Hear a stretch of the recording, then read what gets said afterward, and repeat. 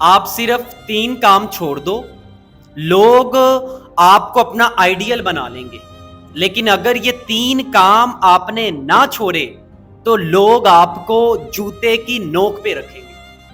3 کام۔ سب سے پہلا، اپنے راز لوگوں کو بتانا بند کر دو۔ اپنی فیملی کی باتیں، اپنی فیملی کے پرابلمز لوگوں کے آگے ڈسکس کرنا بند کر دو، ورنہ لوگ آپ کو اپنے جوتے کی نوک پہ رکھیں گے۔ آپ کیا سمجھتے ہو کہ آپ اپنے راز، اپنی پرابلمز لوگوں کو بتاتے ہو تو لوگ آپ کو گلے لگائیں گے، لوگ آپ کو حق کریں گے؟ نو، ایسا کبھی نہیں ہوگا، بلکہ لوگ اپنی نظر میں آپ کی ساکھ تباہ کر بیٹھیں گے۔